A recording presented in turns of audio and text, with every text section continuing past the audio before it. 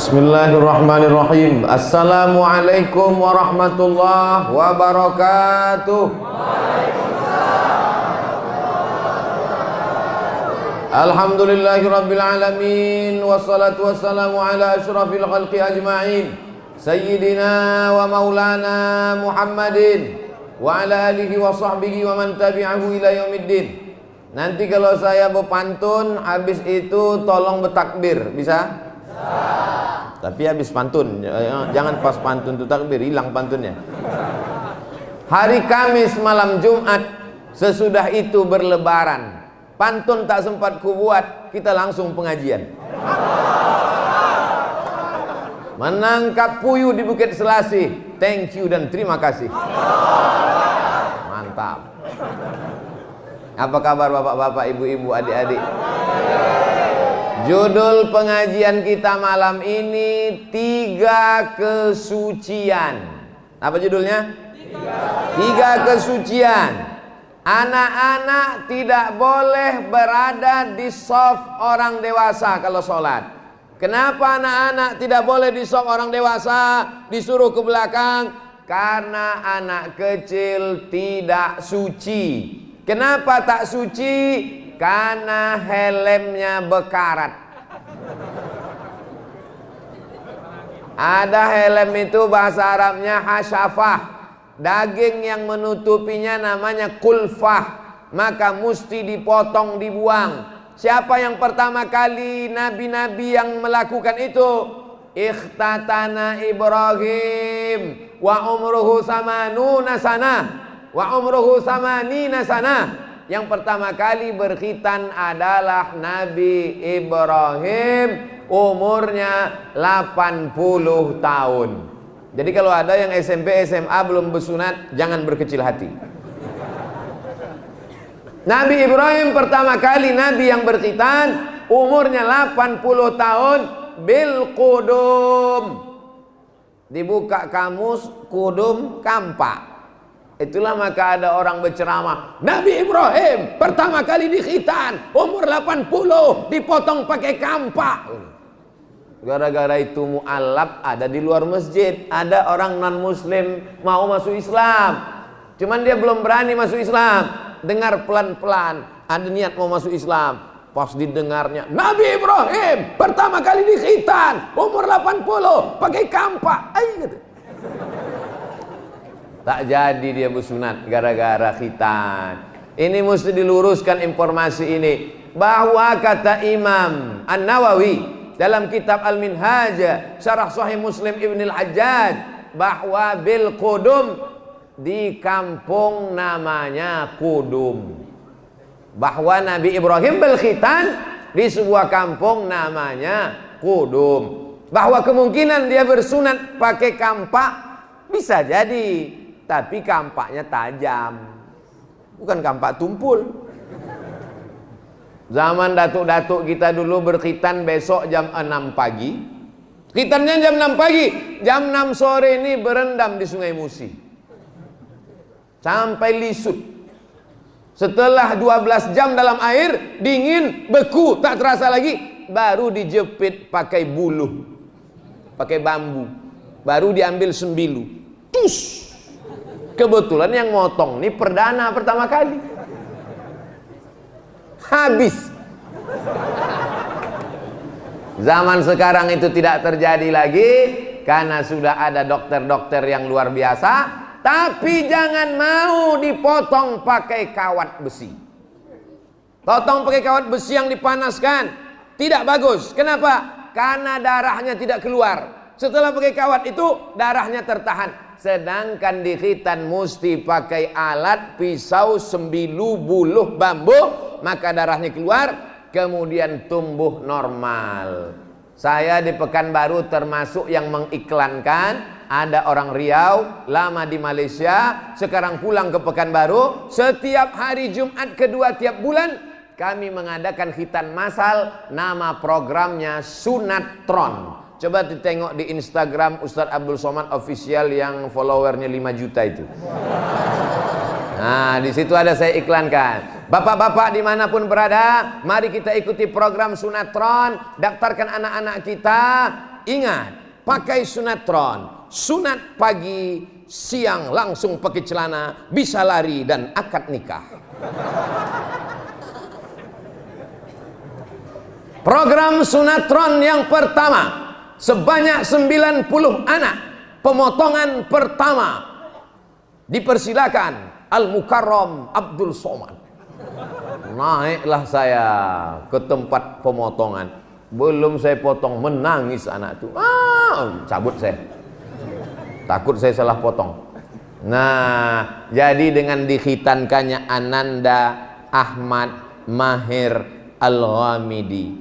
Ahmad ya'ti min ba'dismuhu Ahmad, akan datang sesudahku seorang nabi namanya Ahmad. Ahmad itu siapa? Di langit, di antara malaikat nama dia masyhur Ahmad, di antara manusia nama dia masyhur Muhammad. Ahmad itulah Muhammad. Jangan nanti siapa nama nabi kalian? Muhammad. Oh bukan, ada nabi lain namanya Ahmad. Siapa itu? Mirza Ghulam Ahmad. Nabi palsu. Sekarang ini lagi tren palsu, alamat palsu, nabi palsu, hidung palsu, dagu palsu, pipi palsu, ustadz palsu, babi ngepet.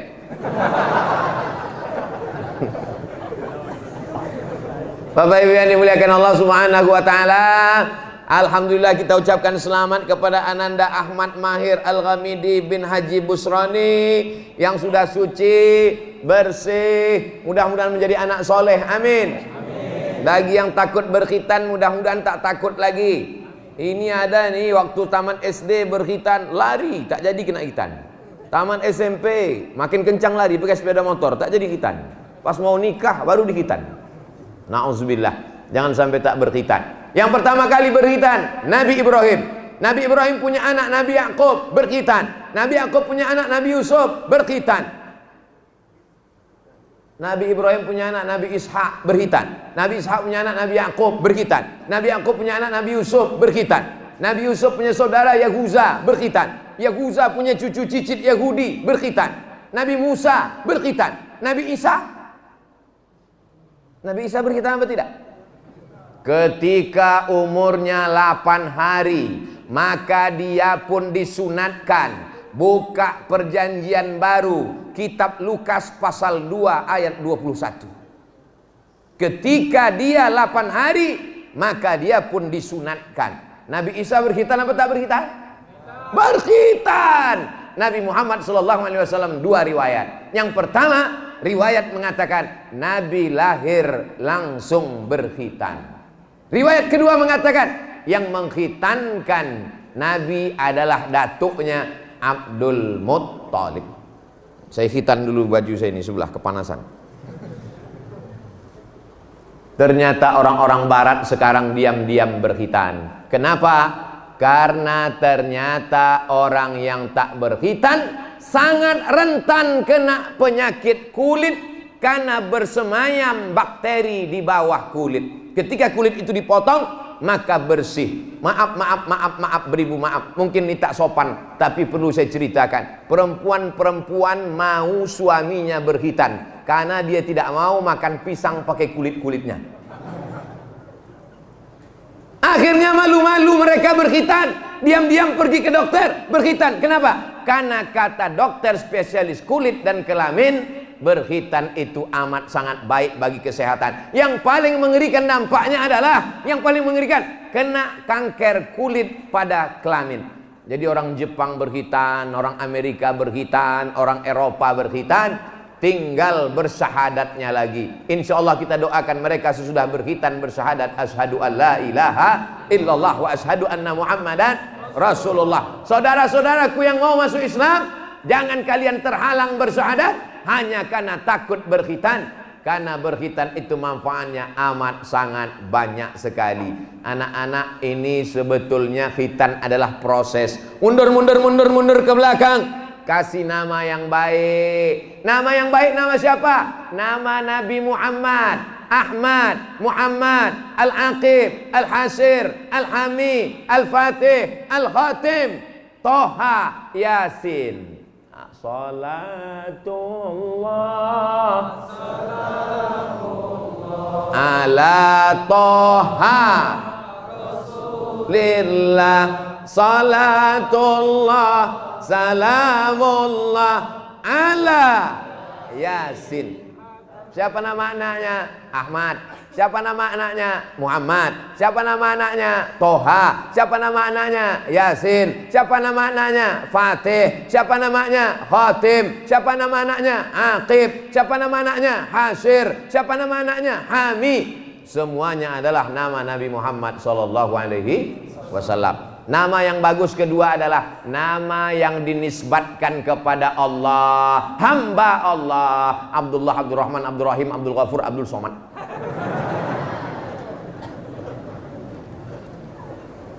Nama yang baik-baik, nama yang bagus-bagus. Siapa namanya?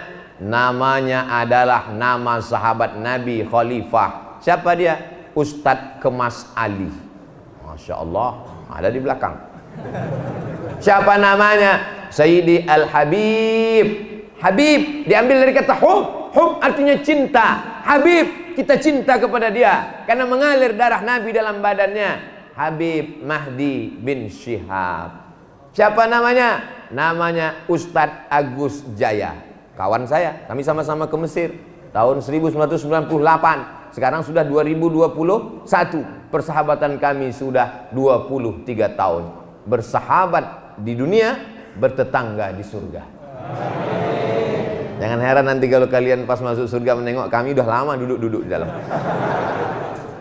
Sombong kali Ustaz Abdul Somad.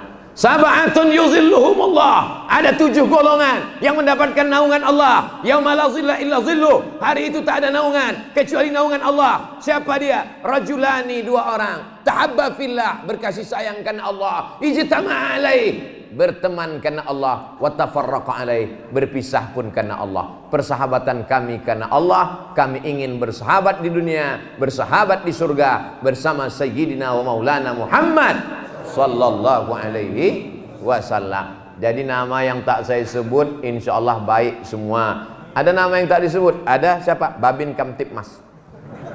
Ada Bapak Babin, Pak Babinsa. Pak Babinsa ada.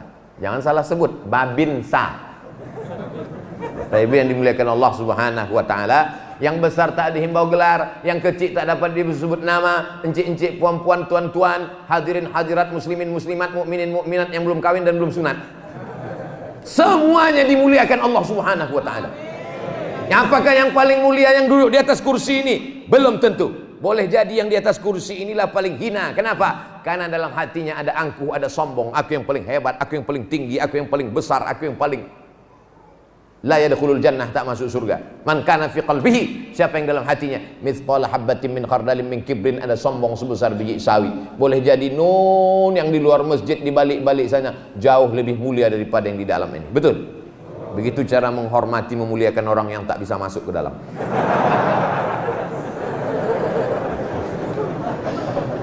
Bapak Ibu yang dimuliakan Allah Subhanahu wa taala, sebagus-bagusnya di khitan itu waktu kecil. Dulu saya di kampung ada salah kaprah. Katanya kalau di khitan waktu kecil badannya kecentet, tak besar-besar.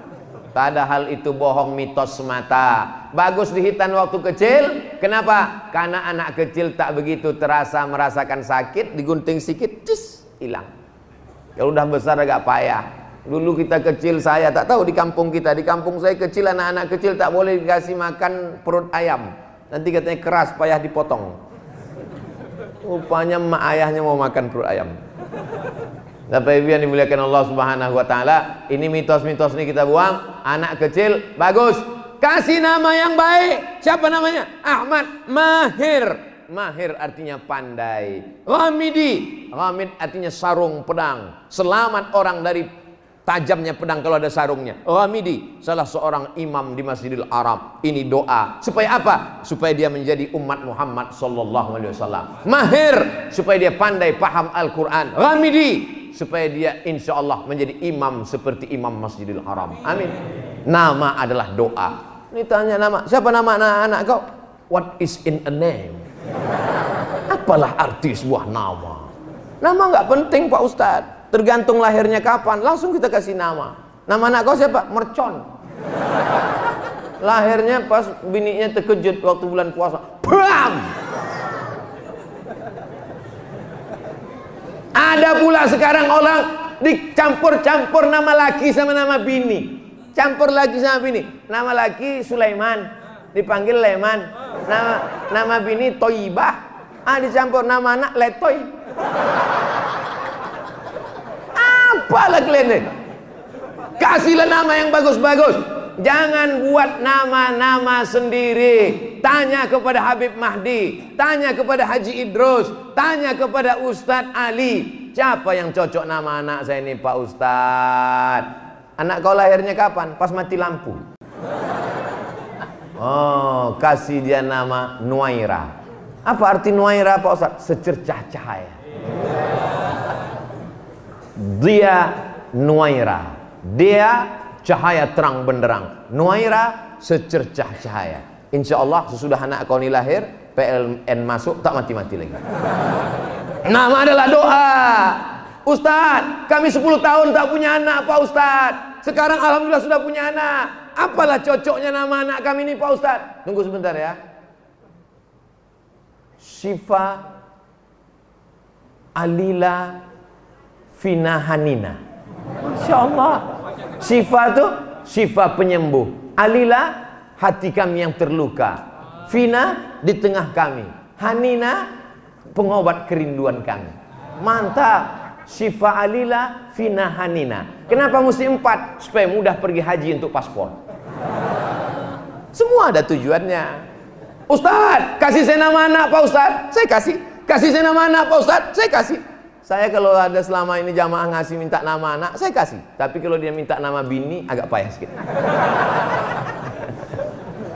Bapak Ibu yang dimuliakan Allah Subhanahu wa taala. Alhamdulillah, namanya sudah bagus. Setelah dikasih nama, bagaimana kewajiban seorang tua? Kullu mauludin, setiap anak murtahanun biaqiqatihi, tergadai dengan akikahnya. Kalau tanah kita tergadai, kita tebus. Kalau cincin kita tergadai, kita tebus. STNKB PKB tergadai, kita tebus.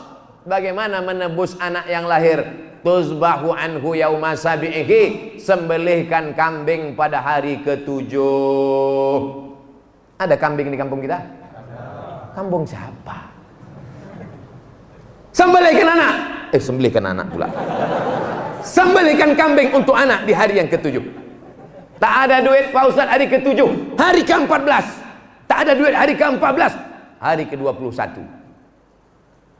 3 stasiun tak ada duit. 7, 14, 21. Tapi kau bisa berbini, modal mertua kemarin, Pak Ustadz. Tak ada hari ke-7, tak ada hari ke-14, tak ada hari ke-21. Tak usah kau tengok kalender lagi. Asal ada duit, potongkan. Anak kelas 1 SD, boleh. Kelas 1 SMP, silakan. Sudah semester 2, Pak Ustadz, di Universitas Sriwijaya, di UIN, silakan, potongkan kambing. Tapi kalau udah semester 2, potong kambing aja, jangan diayun pakai marhaban. Semester 2, marhaban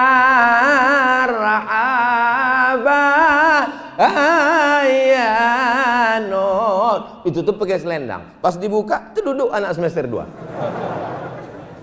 Potong kambing aja. Wa yusamma, kasih nama yang baik. Yuhlaku wa yusamma, cukurkan rambutnya. Rambutnya dicukur bersih, karena waktu itu anak itu di dalam rambutnya bercampur dengan darah, di dalam kotor. Setelah lahir dicukurkan rambutnya. Rambut Sayyidina Al-Hasan, rambut Sayyidina Al-Husain ditimbang Sayyidatuna Fatimah, ditimbang seberat perak. 1 gram perak berapa? 70.000. Kok Ustadz tahu? Baru buat cincin. Cincin emas jangan, cincin perak laki-laki boleh. Maka 1 gram 70.000. Pas ditimbang, berat rambut anak 10 gram. Alhamdulillah. Kenapa alhamdulillah? Duit keluar cuma 700.000. Coba kalau anaknya gondrong, pas ditimbang 2 kilo. Tapi kata Ustadz di kampung kami, katanya pakai emas, Pak Ustadz. Yang dibuat oleh Fatimah, Sayyidatuna Fatimah, perak. Kalau diganti dengan emas boleh. Kenapa boleh? Karena dari yang murah ke mahal terhitung sodako, bukan somat. Yang tak boleh itu dari emas diturunkan ke perak, itu baru tak boleh. Alhamdulillah Pak Ustadz, kemarin anak saya itu rambutnya saya timbang pakai emas, mantap. Berapa berat? Anak saya gundul. Patutlah kau kasih emas. 3 helai rambut anak. Siapa nama anaknya? Upin. Apa yang dimuliakan Allah Subhanahu wa taala. Nah, cara menebus anak, potongkan kambing. Setelah potong kambing, kasih nama. Setelah kasih nama, bersedekah. Berapa harga kambing di kampung kita seekor? 2,5 juta. Nah, itu udah kawan lama tuh. 2,5 juta. Anak laki-laki 2 ekor, 5 juta cuman. Coba tanya kepada orang yang lama tak punya anak, ikut program bayi tabung. Berapa bapak kemarin bayi tabung anak itu? Mahal Pak Ustadz. Berapa? 100 juta. Itu pun tabung-tabung second 9 kilo. Kalian pikir mudah? 10 tahun tak punya anak, 20 tahun tak punya anak. Ini kau udah dikasih Allah Ta'ala anak 9 bulan 10 hari. Iya Pak Ustadz, tapi saya lama juga, hampir setahun. Tetangga saya nikah Januari, April lahir. Mudah-mudahan tak ada di kampung kita. Tak ada itu, tak ada. Nauzubillah, amin. Bapak Ibu yang dimuliakan Allah Subhanahu wa taala, maka sesungguhnya 5 juta itu tak ada apa-apanya. Itu hanya simbol saja. Maka bagi yang belum mengakikahkan anaknya, akikahkanlah. Yang tak ada duit, mudah-mudahan dibukakan pintu rezeki. Tapi akikah hukumnya tidak wajib, sunat muakkad. Tapi nanti kalau dibuat akikah, tetangga nanya-nanya, Pak Ustadz, ini kambing apa? Ini daging apa? Kau tahu saya tanya, kau kunyah aja. Udah diundang, dikasih makan, banyak nanya pula. Nanya dia pertama, diam. Nanya dia kedua, senyum. Nanya dia ketiga, sumbatkan pindang kambing di mulut. Ini daging apa nih? Kok kemana tiba-tiba akikah? Allah mabarik lana fi ma razaqtana wa qina azabannar. Bapak Ibu yang dimuliakan Allah Subhanahu wa taala. Jadi anak kita ini kita jaga kesuciannya di hadapan Allah. Rambutnya suci, dia sudah ditebus suci, namanya suci, tapi khitannya belum. Maka sebagus-bagusnya khitan waktu kecil. Tapi di tempat kita tradisi biasa di Pulau Sumatera ini, saya tak tahu, mungkin di daerah Sumatera Selatan cepat khitan. Kalau di kampung saya tamat SD libur semester baru disunat. Saya dulu begitu, libur semester baru disunat. Saya cuma mau ngasih tahu bahwa saya dulu kecil disunat. Habis disunat pagi, sore pakai kain, ngejar layang-layang. Paksa sunat 2 kali. Kenapa? Kebuka jahitan. Bukan saya, kawan saya. Tak sabar ngejar layang-layang. Oh, kejar balik, tutup balik. Rupanya jahit pinggir tutup. Bapak Ibu yang dimuliakan Allah Subhanahu wa taala. Sekarang makin canggih, cepat, macam-macam model sunat. Jadi tidak ada halangan sedikit pun. Bagaimana dengan khitan perempuan Pak Ustadz? Menurut mazhab Syafi'i, khitan anak perempuan wajib. Saya pakai mazhab Syafi'i. Saudara-saudari saya, keponak-keponakan saya, anak-anak saudari saya, kalau dia bertanya, macam mana nih bang, dokter di rumah sakit tak mau menghitan, katanya larangan dari PBB. Kau cari dukun sunat, dukun kampung, dukun yang tak pakai hantu jin setan nyiblorong sundil bolong tuyul, maka disunatkan pakai dukun kampung potong. Karena mazhab Syafi'i bagus. Yang sudah besar belum disunat, tak usah disunat lagi, nanti mati.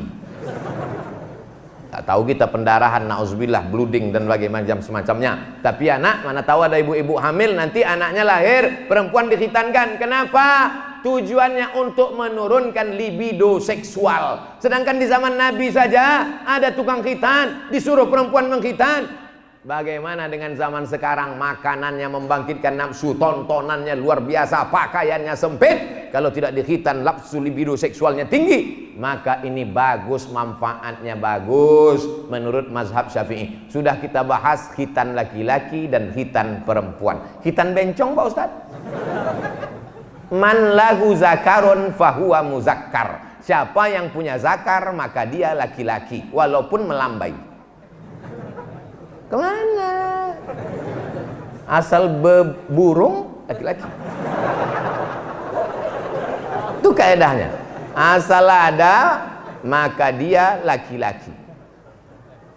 Sekarang orang menengok bagaimana laki-laki takut menjadi laki-laki. Sampai-sampai dibuatkan kontes internasional namanya Lady Boy. Mukanya lady, kakinya boy. Sampai-sampai ada saya baca berita dioperasi gara-gara selalu dikepitnya pecah di bawah.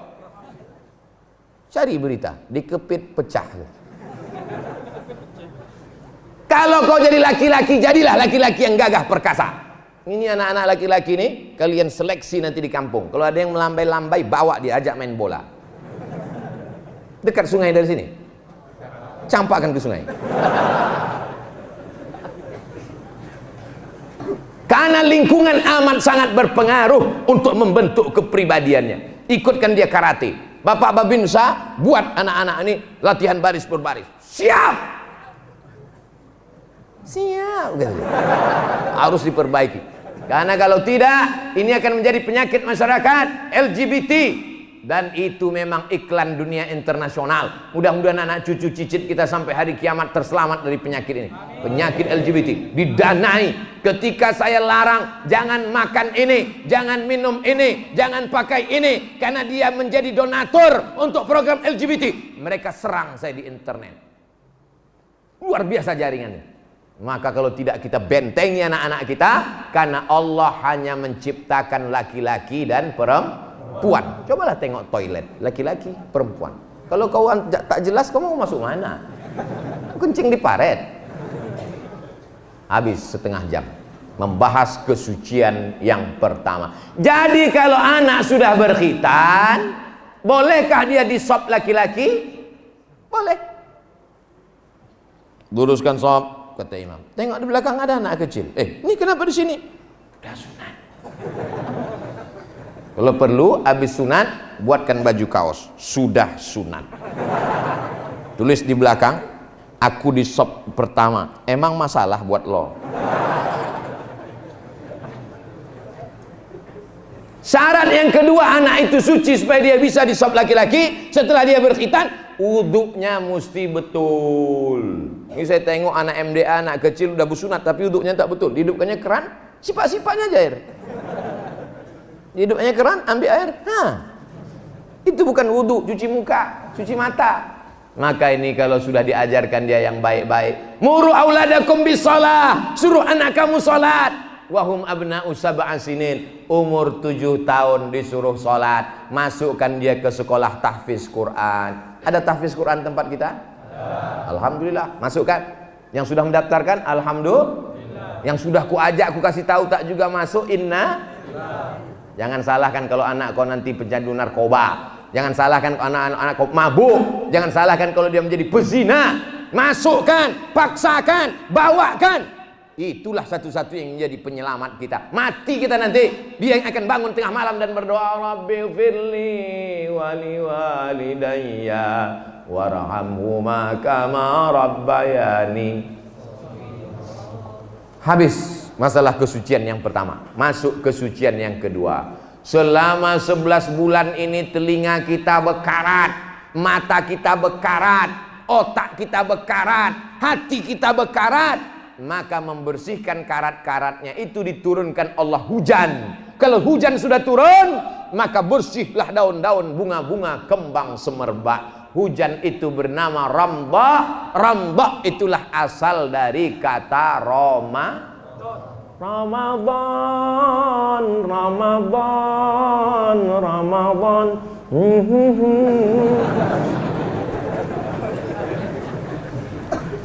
Ramadan ini dijadikan Allah sebagai hujan yang membersihkan kita. Makanya begitu saya sampai ke masjid yang cantik, mulia, agung, rumah Allah luar biasa, pintunya aja emas. Tadi saya waktu menengok heran juga, kenapalah jeruji besinya banyak betul. Rupanya untuk mengamankan emas-emas. Kalau tidak, jamnya pun emas, semuanya pakai emas, luar biasa. Kursi ada sikit. Bapak Ibu yang dimuliakan Allah Subhanahu wa taala, maka ini semua Ramadan ini membersihkan dosa-dosa kita. Bagaimana cara membersihkan dosa kita di bulan Ramadan? Dua caranya. Siang, man shoma ramadhana imanan wa ihtisaban ghufira lahu ma taqaddama min dzambih. Cara yang pertama di bulan Ramadan membersihkan, mensucikan dosa dengan cara soma. Bukan somat. Soma. Arti soma apa? Menggenggam. Yang digenggam apa? Genggam mata sampai tak nampak apa-apa.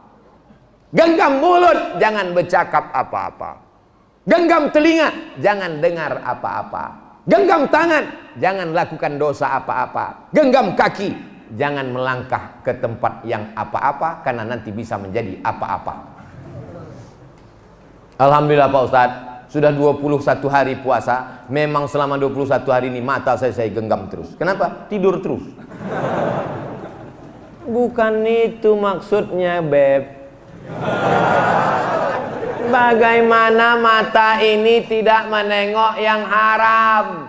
Bagaimana telinga ini tak mendengar yang haram? Bagaimana otak ini tidak memikirkan yang haram? Itulah maksud soma siyam. Ya ayyuhalladzina amanu kutiba alaikumus siyam. Sekarang kalau kita pergi ke kota-kota besar, makin besar masjidnya, makin besar kipasnya, makin besar AC-nya, makin besarlah orang bergelimpangan dalam masjid. Korban-korban tentara Israel. Pas ditanya, Pak, bangun Pak, bangun. Naumus shaim huwal ibadah. Tidurnya orang puasa adalah ibadah. Hafal pula dia hadis ini. Seminggu ngapal hadis mau tidur siang. Bulan puasa ini bukan bulan tidur. Perang Badar 17 Ramadan, pasukan Islam 313 melawan pasukan kafir musyrik. Bulan apa? Ramadan. Hari Jumat 17 Ramadan bertempur, pembebasan kota Makkah. Tahun 8 Fathu Makkah. Bulan Ramadan. Ada seorang pasukan panglima perang namanya Jabal Tariq. Siapa namanya? Jabal Tariq. Ini Afrika, sana Eropa. Menyeberang dia dari Afrika Utara ke Eropa. Dibawanya kapal kayu yang besar. Maka selat itu disebut dengan Selat Gibraltar. Gibraltar diambil dari Jabal Tariq. Jabal Tariq menyeberang ke Eropa sampai ke sebuah negeri. Negeri itu disebut dengan Andalusia. Sekarang anak-anak muda kalau ditanya, tahu kau di mana Andalusia? Enggak. Real Madrid Barcelona? Tahu. Itulah Andalusia itu. 700 tahun Islam berkuasa di Andalusia. Andalusia ditaklukkan pada bulan suci Ramadan.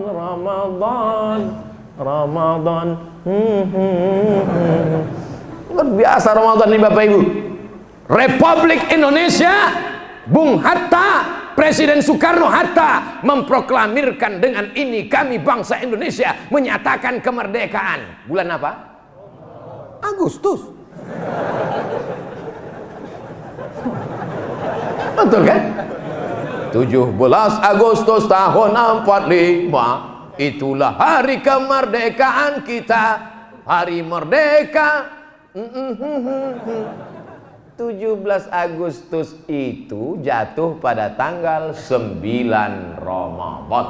Bung Karno puasa, Bung Hatta puasa, yang menggerek bendera itu sedang puasa. Indonesia tanah airku. Kenapa Belanda pontang-panting takut? Karena yang berteriak itu orang lapar.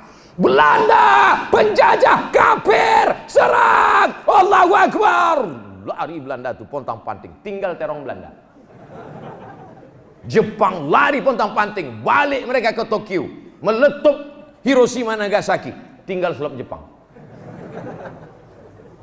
Coba kalau yang berteriak itu orang kenyang. Belanda, Allahu Akbar. Mana mempan. Jadi semangat Ramadan ini mesti bangkit. Mudah-mudahan negeri kita tetap merdeka, kita tidak terjajah lagi sampai hari kiamat. Jangan jadikan Ramadan ini sebagai bulan bermalas-malasan, bulan kebangkitan, bulan kemajuan, bulan orang beramal soleh. Kalau siangnya diisi dengan siam, berapa jam puasa kita? Puasa kita cuman sahur jam 4.15, 4.20, 4.30, 4.31. Habis itu kemudian berbukanya jam 6. Dari jam 4 ke jam 6, jam 4 ke jam 6 cuman 16, cuman 14 jam. Bandingkan dengan saudara kita di Eropa yang begitu lama. Di tempat kita pula musimnya dari sejak zaman Sultan Badaruddin Mahmud Badaruddin sampai hari ini. Orang Sumatera Selatan puasanya paling 30 derajat Celcius, 31, 32. Bandingkan di Mesir, kalau jatuh Ramadan musim panas 40 derajat Celcius. Pas zaman kami dengan Ustadz Agus Jaya waktu di Mesir, Ramadan jatuh zaman kami. Memang kami ini orang nasib baik. Pas di zaman kita tuh musim dingin, enak, dingin, tidur, bangun, sahur, bangun, buka. Ada adik-adik kami, Ustadz dulu waktu di Mesir bulan berapa puasanya? Bulan Desember. Musim Desember dingin, tak terasa panas. Kami panas Ustadz. Sekarang sedang musim panas. Salah kalian, kenapa tak ikut kami? Bapak Ibu yang dimuliakan Allah Subhanahu wa taala. Sengaja dibuat Allah Ta'ala Ramadan itu tidak di Januari, Februari, Maret, April, Mei. Sengaja dibuat Muharram, Safar, Rabiul Awal, Rabiul Akhir. Supaya apa? Supaya orang yang punya musim-musim mengalami Ramadan pernah musim panas, Ramadan pernah musim dingin. Musim dingin Ramadannya pendek, sahur jam 5, buka jam 5, 12 jam. Musim panas, sahur jam 4, buka jam 8 malam. Akhirnya anak Indonesia balik. Kok Ramadan di mana? Balik kampung, tak tahan. Bapak Ibu yang dimuliakan Allah Subhanahu wa taala, kita alhamdulillah negeri yang paling indah di dunia ini adalah negeri negara kesatuan Republik Indonesia. Musimnya 12 bulan orang bisa bekerja. Di Eropa, di Rusia, mana orang bisa 12 bulan bekerja? Musim dingin membeku, air ludahnya aja beku. Langsung jadi es. Bayangkan itu. Tapi tempat kita di Indonesia ini orang gila aja hidup. Di Eropa mana bisa orang gila hidup? Musim dingin kedinginan, mati. Musim panas kepanasan, mati. Tempat kita orang gila hidup. Malah orang waras kena Covid. Orang gila sehat. Pas Covid mau nengok, ini tak usah, ini udah kasihan, udah gila. Bapak Ibu yang dimuliakan Allah Subhanahu wa taala. Jadi siangnya kita isi dengan siap. Malamnya kita isi dengan apa? Malamnya diisi dengan qiyam. Qiyam itu artinya apa? Qiyam, tegak berdiri. Tidak tidur. Selama ini tidur berbaring, maka malamnya diisi dengan qiyam. Salat tarawih 23 rakaat. Betul? Habis itu witir 3 rakaat, 20 tambah 3 23. Habis itu tadarus. Selesai tadarus 10 lembar 1 juz, mendengarkan pengajian yang katanya malam ini tanpa batas sampai subuh. Padahal kami mau pengajian lagi di Prabu Muli. Lalu kemudian saya mau ngasih tahu bahwa ini sebentar lagi habis.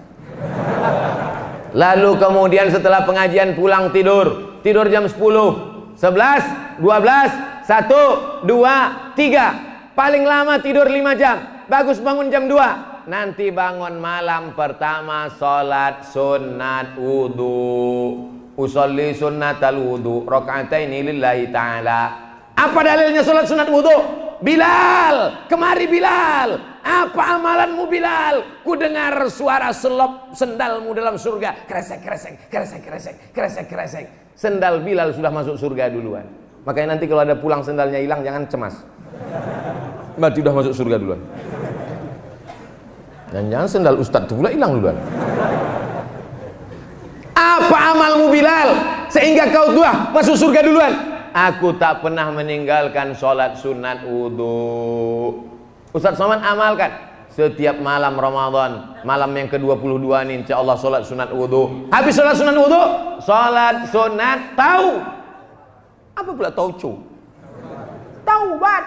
Dosa kita banyak. usolli sunnatat taubat rakaataini lillahi ta'ala. Setelah itu sholat sunat tahajud.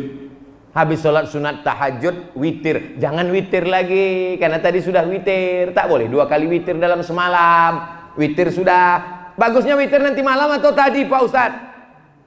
Jangan kalian tinggalkan imam sendirian di depan. Allahu akbar. Ghairil maghdubi alaihim waladdallin. Balik Pak Imam.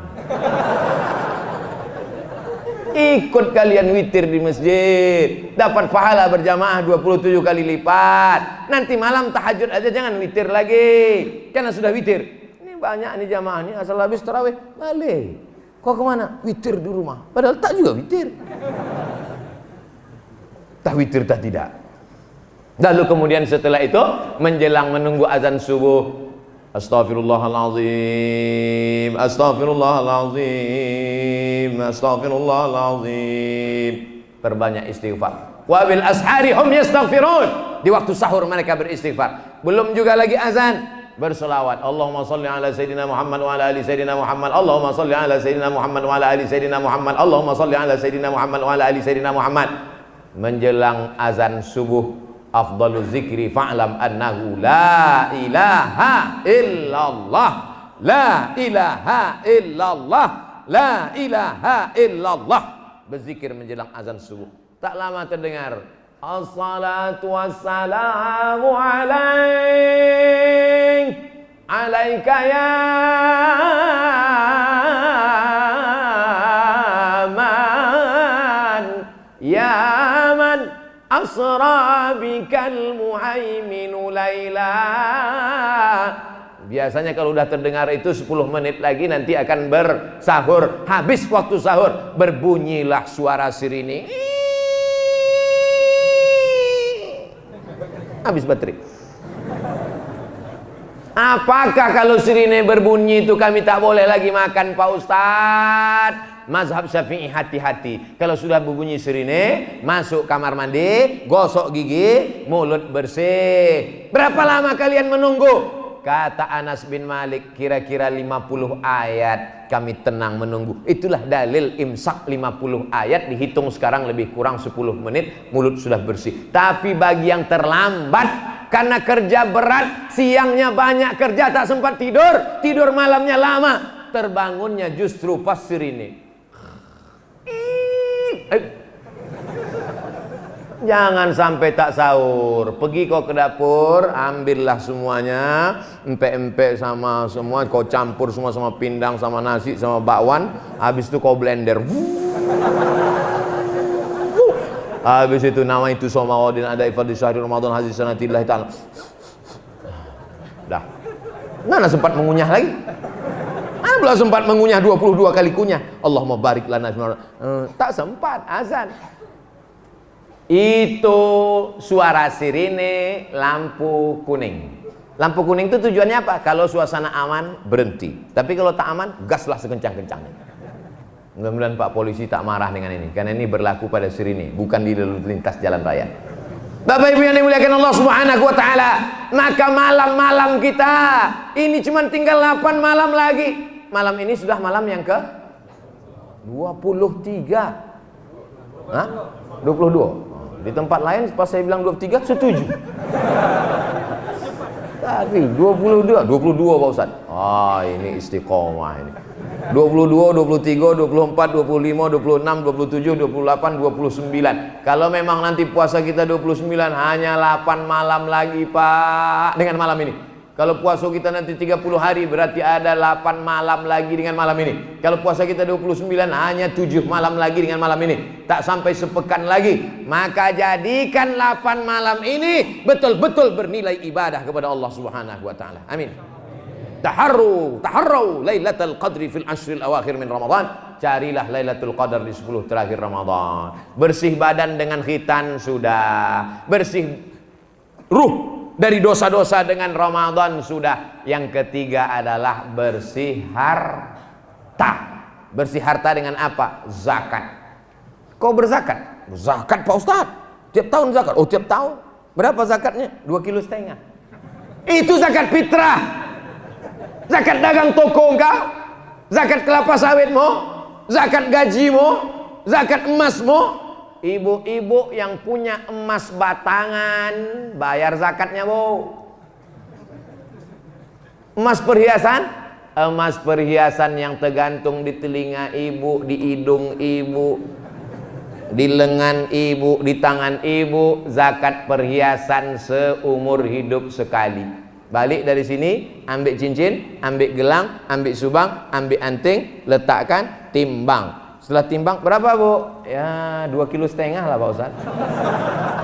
Keluarkan zakatnya seumur hidup sekali menurut pendapat ulama yang mengatakan zakat perhiasan tidak ada. Tapi menurut pendapat yang mengatakan zakat perhiasan ada, nisabnya tinggi, 200 miskol. 200 miskol itu berapa, Pak Ustadz? 850 gram sekilo kurang 1,5 ons. Jadi kalau ada ibu-ibu yang pergi undangan, merah mukanya karena di sini 2 on, sini 2 on, lehernya 0,5 kilo. Kalau pergi undangan membungkuk gini. Yang lewat 850 gram maka dibayarkan setiap tahun. Emasnya 1 kilo tiap tahun, emasnya 2 kilo tiap tahun. Bayarnya berapa? 2,5%. 2,5% itu berapa? Kalau 1.000.000 25.000. Kalau 10 juta 250.000. Kalau 100 juta 2,5 juta. Kalau 1 miliar 25 juta. Mudah-mudahan semua punya duit 1 miliar. Dari bunyi aminnya tak yakin. Mudah-mudahan semuanya punya duit 1 miliar. 1 miliar zakatnya 25 juta. Disimpan dalam laci, lacinya dikunci. Simpan dalam lemari, lemarinya dikunci. Masuk dalam kamar, kamarnya dikunci. Simpan di rumah, rumahnya dikunci. Kebakaran, hilang. Begitu mudah Allah ingin menghilangkan hartamu. Kau simpan 25 juta, simpan. Ustaz tak tahu. Kalau pergi ke masjid pakai baju compang-camping, semua orang nengok. Patutlah dia masuk ke kotak 2.000 perak. Susah dia ini ternyata. Padahal tabungannya 1 miliar. Mestinya 2 juta, 25 juta dia simpan. Simpan. Tiba-tiba tak ada angin, tak ada hujan, sakit telinga. Tak terdengar suara Malikul Ma'bud. Subhana Malikul Ma'bud. Apa? Subhanal Malikul Mawjud. Apa? Sallu salatal witri salasa raka'atin asabakumullah. Tarawih apa itu?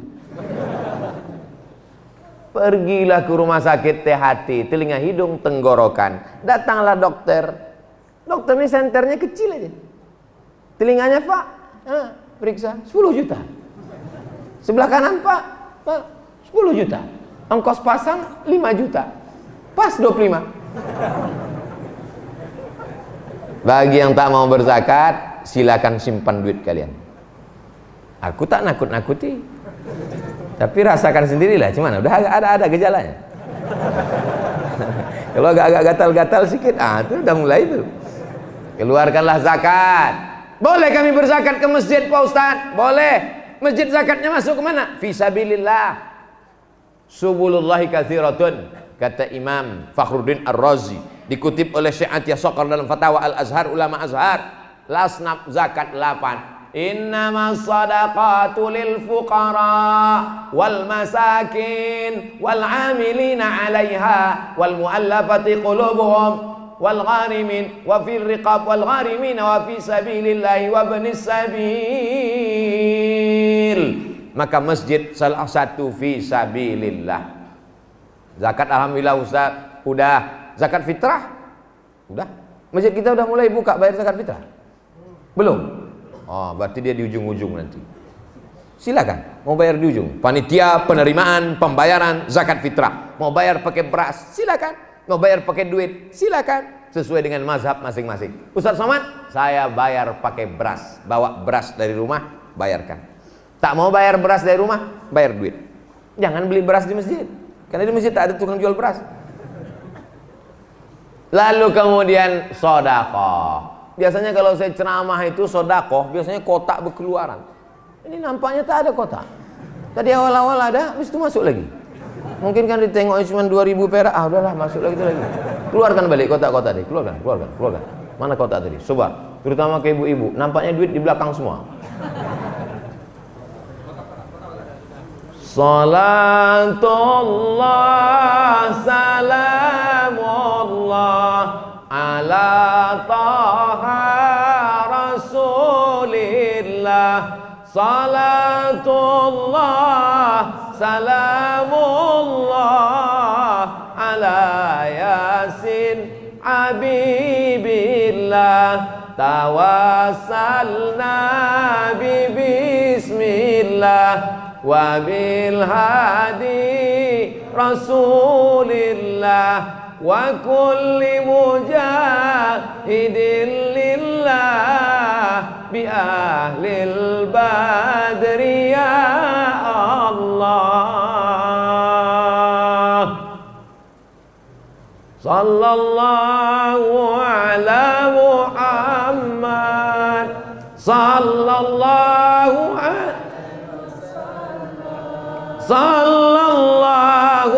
ala Muhammad, sallallahu alaihi wasallam. Ya Nabi salam alaika, ya Rasul ya Habibi salam. Salawatullah alaika. Ini sedekah. Ini masjid ini bisa besar, megah, mewah, cantik, kaligrafi, lengkap semuanya. Ini orang-orang yang bersedekah, yang berinfak, yang sudah berwakaf. Mudah-mudahan wakafnya diterima Allah Ta'ala menjadi amal jariah. Yang baru membuka usaha kerja, mudah-mudahan dibukakan Allah pintu rezeki. Yang kaya-kaya mudahan makin tambah kaya. Yang susah mudah-mudahan dibukakan Allah Ta'ala pintu-pintu perbendaharaan langit. Sulit bagi Allah membukakan rezeki. Innama amruhu iza arada syai'an ayakula lahu kun. Tak ada yang sulit bagi Allah Subhanahu wa Ta'ala. Inilah 3 kesucian. Suci badan sudah, suci dari dosa sudah, suci harta dengan zakat, infak dan sedekah sudah. Itulah kajian kita malam ini, 3 kesucian. Nanti kalau ada yang bertanya, apa yang disampaikan Ustaz Abdul Somad tadi? Entah sunat-sunat aja cerita dia. Apa hukum menyogok dalam Islam? La'ana Rasulullah SAW ar-rashi wal murtashi. Orang yang menyogok, orang yang menerima sogok dilaknat. Laknat artinya ba'idun anir rahmah, jauh dari rahmat Allah. Kita masuk surga karena rahmat Allah. Orang yang kena laknat jauh dari rahmat Allah. Terima sogok 5 juta, 50 juta mau jadi pegawai, diterima sogok, dibelikan ke beras, beras masuk rice cooker jadi nasi, disuap ke mulut, Allah membarik lana fima razaqtana wa qina azabannar, nawaitu samawati wa ma kasumtu bika amantu. Setetes darah gara-gara semangkuk nasi berubah setetes darah masuk ke dalam badan. Ayyuma lahmin, setiap daging di badan, nabata min haramin, tumbuh dari yang haram, fannaru aulabi, tempatnya api neraka jahanam. Mudah-mudahan anak cucu kita selamat dari sogok menyogok. Ustaz Somad pernah menyogok? Enggak. Menerima sogok? Belum ada yang ngasih.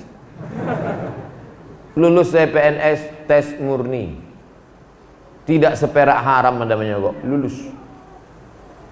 Sampai sekarang ada pernah orang ngasih duit untuk ustadz menyogok? Tidak, karena saya tak ada punya kekuasaan. Allah menjaga saya supaya tak menerima sogok. Andai saya jadi pejabat mungkin dah banyak juga dapat duit. Sulit kita tolak kan? Mau ditolak mubazir. Masa kita terima dengan berat hati? Kasihnya 20 miliar, kita ambil, kita keluarkan 2,5%, pergi umroh, selesai. Iya kan? Nah, iya kan? Jangan kau sangka Makkah itu laundry. Kau pikir Ka'bah itu mesin laundry. Innallaha thayyibun, Allah Maha suci. La yaqbalu illa thayyiban. Allah tak menerima kecuali yang suci-suci saja. Labbaik Allahumma labbaik, labbaik la syarika laka labbaik, innal hamda wan ni'mata laka wal mulk la syarika lak. Apa kata malaikat? La labbaik wa la sa'daik, kau tak dapat haji mabrur karena kau datang pakai duit korupsi setan. Berapa banyak orang pergi ke Makkah, tawaf, sa'i, pakai jilbab panjang, selfie-selfie, balik pakai rok pendek. Mbak, kemarin kan katanya udah umroh, sekarang kau buka aurat. Tuntutan skenario. Umroh Abu Lahab, haji Abu Jahal. Pada kebiasaannya resepsi pernikahan, mau nyindir nih. Diisi dengan pembacaan Al-Quran. Berikut ini mendengarkan pembacaan Al-Quran yang akan dibacakan oleh qori'ah kita. Di mana duduk qori'ah kita? Di belakang. Begitulah kalau mau buat acara. Jangan dipajang anak gadis di depan. Yang jomblo meleleh air matanya. Qori'ah biarkan dia ngaji di belakang, yang kita nikmati suaranya saja. Begitu, tiru macam yang dijadikan di kampung kita. Habis itu baca Yasin, bagus. Yasin wal Qur'anil Hakim. Kenapa baca Yasin? La tuqra'u fi amrin yasirin illa yassarahullah. Segala yang susah-susah, yang sulit-sulit dimudahkan Allah dengan baca Yasin. Ceramah agama, bagus. Nasihat perkawinan yang akan disampaikan oleh Al-Mukarram Al-Ustaz jemputan Kemas Ali dari Palembang. Nasihat pernikahan kita adalah 5 perjalanan hidup, kata dia. Yang pertama, pandangan hidup, kata Ustaz Kemas Ali. Habis itu ditutup dengan pembacaan doa. Barakallahu lakuma wa baraka alaikuma wa jama'a bainakuma fi khair. Bagus semua ini. Sesudah itu dilanjutkan dengan acara dangdutan. Ini sama dengan orang sudah membangun rumah bagus, baca doa, habis itu disiramkannya darah babi, darah anjing, darah monyet, najis, kotor. Berapa kali saya tidak datang undangan anak jamaah nikah, tak terhitung. Idza da'aka fa'ajibhu, kalau kau diundang datang. Sampai hati Ustaz Abdul Somad, ya capek-capek kami ngantar surat undangan ke rumah Ustaz tak mau datang. Saya datang, Bu. Jadi datang Ustaz kemarin, datang. Kenapa Ustaz tak naik ke pelaminan? Cemana aku mau naik? Baru sampai di pintu disambut mereka dengan jatuh bangun aku mengejarmu.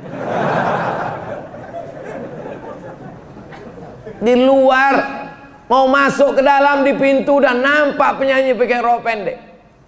Mau ditengok, berdosa. Nah, jadi alhamdulillah sekarang sudah ada grup nasyid. Apa namanya Habib Mahdi? Asyikul Mustafa.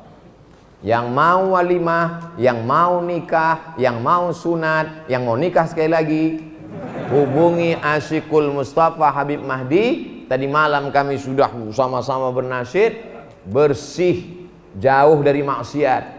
Ini semua adalah untuk menjaga. Jangan sampai kita tarawihnya Islami, witirnya Islami, akadnya Islami, tapi dirusak oleh keyboard tunggal dan penyanyi macam-macam. Saya sudah sampaikan ini ke masyarakat. Kalau dilakukannya juga, aku tak bertanggung jawab lagi di hadapan Allah Subhanahu wa Ta'ala. Kami sudah mendengar penjelasan Ustaz Somad dari youtube.com, tapi kali ini kami mau mendengar langsung dari Ustaz. Berarti tak percaya sama YouTube. Bagaimana status anak lahir setelah nikah namun orang tuanya hamil duluan? Kalau ada laki-laki perempuan berzina, hamil dia, dinikahkan oleh Pak Kua, maka nikahnya sah menurut mazhab Syafi'i, karena hamil tidak menjadi penghalang sahnya nikah. Republik Indonesia memakai kompilasi hukum Islam, pakai mazhab Syafi'i. Itulah makanya Pak Kua berani menikahkan. Tidak ada Kua di Indonesia bertanya, sudah berapa bulan? Asal cukup syarat dinikahkannya. Nikahkan Pak, ku nikahkan engkau dengan anakku dengan mahar seperangkat alat sholat, kitab suci, Al-Quran, tunai, sah, selesai. Yang jadi masalah adalah kalau dia hamil, dinikahkan saat hamil, lahir anak itu tidak bisa pakai bin si laki-laki. Tapi itu anak saya Pak Ustadz. Itu bukan anakmu. Ini DNA tak laku. Tak ada pria lain. Dia bukan Salome. Cuman saya sendiri, Pak Ustadz, kau berhubungannya kapan? Sebelum akad atau setelah akad? Sebelum akad, tak bisa nyoblos sebelum hari H. KPU aja nggak ngakui kertasnya. 2, kalau si bapak mati, anak tak dapat harta warisan karena tak ada hubungan nasab. Yang ketiga, anak ini pertama lahir laki-laki, maka lahir adiknya perempuan. Si anak laki-laki ini tak bisa jadi wali bagi adiknya karena mereka bukan saudara seayah, mereka saudara seemak. Saudara seemak tak bisa jadi wali. 4, anak pertama ini lahir gadis cantik, mau nikah, si bapak ini tak bisa mewalikannya. Walinya siapa? Wali hakim. Wali hakim itu siapa? Pak Kua. Apa dalilnya? Fasultanu waliyun man la waliyalaha. Maka jaga anak gadis kita, jangan mau dibonceng-bonceng orang. Ini punya anak gadis, bonceng sana, bonceng sini, bonceng sana, bonceng sini, masuk angin gembung.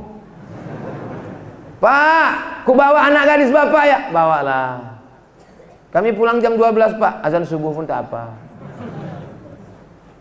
Jaga Pak, jaga Bu. Selagi masih hayat di kandung badan, selagi suara ibu masih mau merepet, kau mau jalan sama siapa? Pulang jam berapa? Mau kemana? Insya Allah selamat anak gadis kita. Tapi kalau ibu sudah diam, kami pergi ya Bu, pergilah. Kami tak kemana, tak balik Bu, terserah kau lah. Kiamat dunia ini sudah. Ibu mesti merepet terus. Mesti ibu terus semangat Bu, banyak-banyak makan cukup. Terus merepet. Semangat untuk menyelamatkan anak-anak gadis kita. Bapak ini sibuk mencari nafkah, ibu lagi bentengnya di rumah. Jangan sampai anak itu pakai celana pendek, jangan sampai pakai baju pendek, jangan sampai membuka aurat, jangan sampai jalan sama laki-laki dan perempuan yang tidak mahram. Kalau dia seorang perempuan, siapa yang harus jadi wali nikahnya nanti Pak Ustadz pas dia nikah? Wali hakim. Wali hakim itu siapa? Pak Kua. Pak Kua tak datang, wakil Pak Kua. Wakil Pak Kua tak datang, kemana dia? Itu kan tugas Pak Kua. Aslinya yang jadi wali bagi perempuan yang tak punya wali di Sumatera Selatan adalah Sultan Mahmud Badarudin. Kalau di Riau yang menjadi walinya adalah Sultan Siak Sri Indrapura. Fasultanu waliyun man la waliyalaha. Sultan menjadi wali bagi orang yang tak punya wali. Tapi karena Republik Indonesia tak ada lagi sultan-sultan, maka semua sultan-sultan dari mulai Sultan Aceh bergabung ke Negara Kesatuan Republik Indonesia. Maka diangkatlah satu khusus tentang agama, namanya Kementerian Agama. Menteri Agama bertindak sebagai sultan. Menteri Agama mengirim kepala kanwil di provinsi, kepala kanwil mengirim kepala kantor Kementerian Agama kabupaten kota, kepala kantor Kementerian Agama mengirim KUA, kepala kantor urusan agama. Itulah maka KUA itu tidak ada perempuan. KUA tak ada perempuan. Kenapa? Karena KUA akan menikahkan orang yang tak punya wali.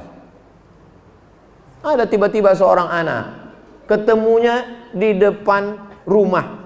Balik sholat Jumat bapak, balik sembahyang subuh, tengok depan rumah ada anak menangis. Oe, oe, dalam kardus. Dikasih nama binti kardus. Nanti pas mau nikah siapa walinya? Mana bisa bapak mewalikan? Itu bukan anak bapak. Siapa walinya? Walinya adalah wali hakim. Itulah Pak Kua. Jadi kalau Kua perempuan, macam mana dia mewalikan? Mana bisa perempuan menikahkan? Aku nikahkan engkau dengan orang yang kualikan aku sebagai wali hakim ini dengan mahar sebentuk cincin emas tunai sah.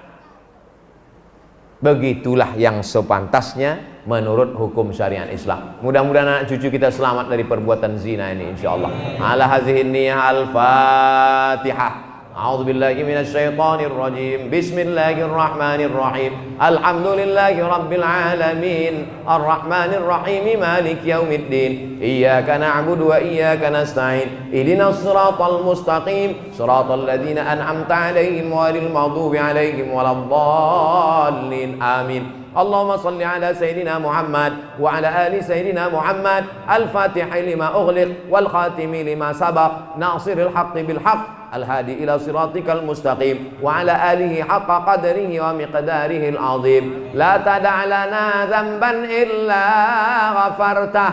Keluar kami dari masjid ini dalam keadaan bersih dari dosa-dosa. Wala aiban illa satartah. Saat kami menghadap engkau nanti bersihkan kami dari segala aib cacat kami ya Allah. wala dainan illa qadaita, yang dililit hutang tolong supaya dapat melunasi hutang-hutangnya ya Allah, wala maridan illa syafaita, yang sakit angkat penyakitnya, sehatkan segera supaya bisa beribadah ya Allah, wala mayitan illa rahimtah, yang meninggal dunia lapangkan kuburnya, terangkan barzahnya ya Allah, wala musafiran illa wasaltah, yang musafir sampaikan ke tujuan dengan selamat ya Allah, wala hajatan min hawaijid dunya wal akhirati laka ridha wa lana fiha shalah illa qadaitaha wa yassartaha ya rabbal alamin. Allahumma innaka afun